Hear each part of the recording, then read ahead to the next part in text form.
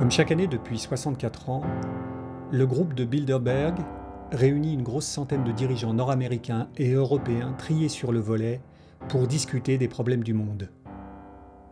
Cette année, c'est le richissime patron de Fiat Chrysler qui régale dans ses anciennes usines transformées en musées géants. Liste des invités et thèmes des débats sont publics. Trump y tient la vedette avec l'Iran, les midterms, le protectionnisme, le leadership mondial et la montée du populisme.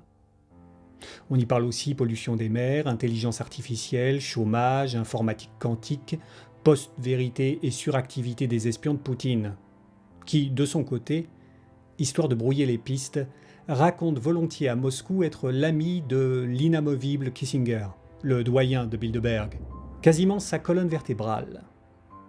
Le seul qui ait le droit de dépasser son temps de parole, habituellement fort strict, pour laisser tout le monde s'exprimer.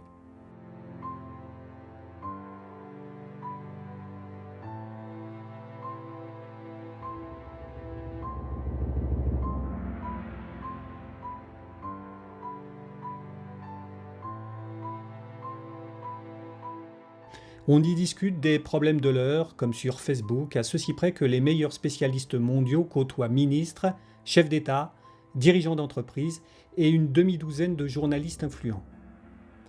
Les opportunités d'un réseau aussi lourd en responsabilité et intelligence, l'autre nom du renseignement, sont évidentes, mais le délit d'initié ou l'échange d'amabilité lors d'un appel d'offres y sont réprimés. Même le prince des Pays-Bas, membre fondateur, en fit les frais. Il s'agit de se parler entre responsables de tendances politiques opposées. Une sorte de super réunion maçonnique, loin d'un complot. Les rares intérêts communs à tous ces leaders d'une vingtaine de pays et d'entreprises concurrentes sont ceux de toute l'humanité, paix et prospérité. Trump, antithèse vivante des buts de Bilderberg, a dû entendre ses oreilles siffler. Pour la Suisse était présent l'ancienne numéro 2 du CICR, la Croix-Rouge internationale, le conseiller fédéral Schneider Ammann, ministre de l'économie, et le patron d'entreprise technologique Kudelski. Pour la France, le nouveau patron de Total, le ministre de l'Éducation et Bernard Hémier, patron du renseignement, diplomate spécialiste du monde arabe, plus la toute nouvelle directrice générale de l'UNESCO.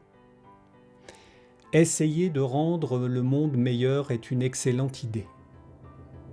Le faire à ce niveau, en circuit fermé, permet d'aller plus vite et d'être iconoclaste en toute liberté.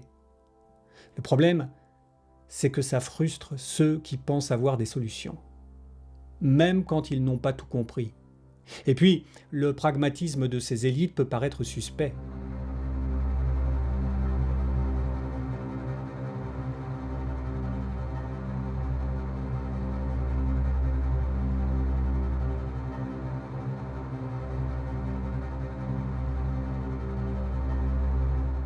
Le plus grand tort des invités de Bilderberg et des élites des pays démocratiques est sans doute de ne pas se préoccuper vraiment des gens qui les élisent ou qui les dirigent.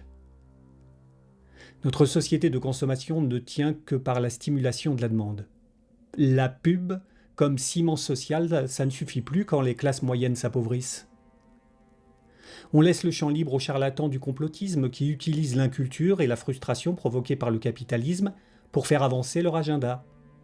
Les despotes milliardaires et les théocraties cachées derrière le complotisme n'ont rien de plus à proposer que le capitalisme, sans la liberté. Hélas, le mensonge circule mieux que la vérité, car le scandale fait le buzz et les gens relaient ce qui les surprend, tandis qu'un train qui arrive à l'heure n'est pas une nouvelle. Et puis les dictatures savent garder leurs pires méfaits secrets.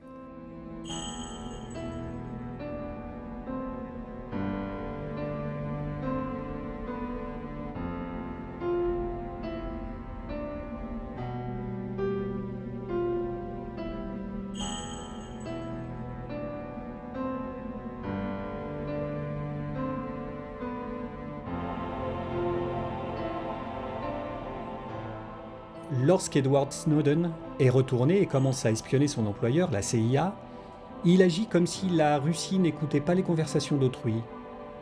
De même, Wikileaks publie tout ce qui peut nuire aux États-Unis et à leurs alliés, mais rien qui gêne vraiment l'Iran, la Chine, la Russie ou la Libye de Kadhafi. Le site de Julian Assange soutient même ouvertement le gouvernement de Bachar el-Assad. Comme si la démocratie était la cible. Après avoir envoyé ses données à Wikileaks, Snowden se réfugie à Moscou et Assange à l'ambassade d'Équateur, allié de Chavez et Poutine.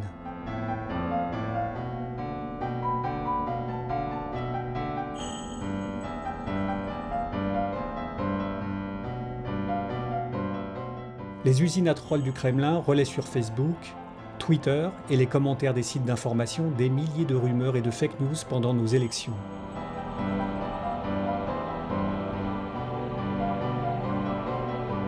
En 2010, Régis Debray publiait « L'éloge des frontières ».